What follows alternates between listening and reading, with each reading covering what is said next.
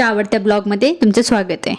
तर आज मी, आत्याची मुलगी आणि माझा भाऊ आम्ही चाललो होतो कॅम्पमधले इस्कॉन टेम्पलला। तर आम्ही 7 वाजता साधारणतः निघालो। आम्ही जिथे राहतो तिथून साधारणतः 20 मिनिटाच्या अंतरावरती हे इस्कॉन टेम्पल आहे।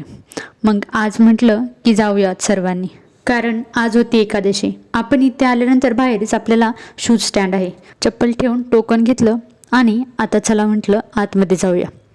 आतमध्ये आल्याला लगेच कीर्तन भजन याचा आवाज येत होता।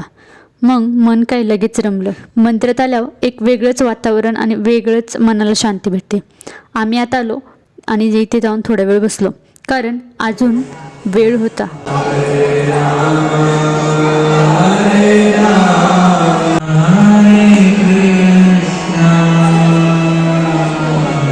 बाहेरचा परिसर तुम्हाला दाखवते।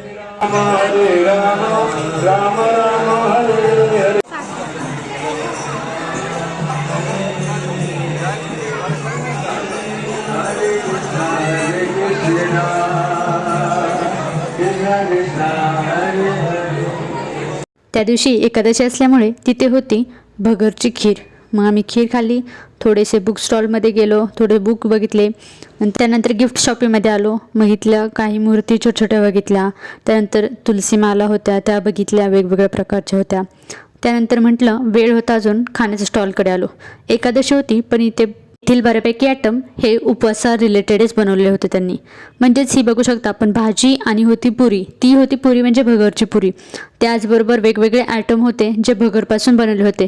त्याचप्रकारे हा डोसा तो पण भगरचाच बनवलेला होता। आणि त्याचबरोबर आता आपण बघणार आहोत पिझ्झा। हा पण पिझ्झा भगरचाच बेस बनवला होता त्याचा, त्याच्यामुळे सगळं उपवासाचं आयटम होतं, पण इथले फूडची टेस्ट वेगळीच असते। त्यानंतर आम्ही म्हटलं आता टाईम झाला जाऊया।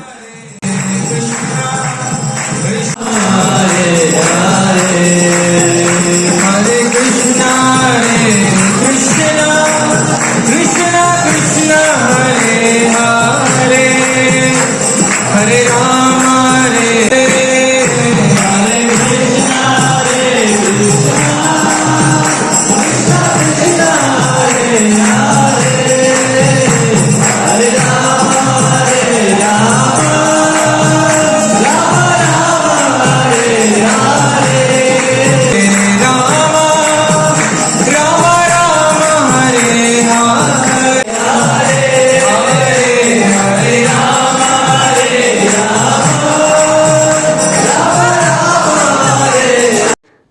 त्यानंतर आम्ही निघालो। अशाच भेटू आपण नवीन ब्लॉगमध्ये। तोपर्यंत चॅनलला लाईक, शेअर आणि सबस्क्राईब करा। बाय।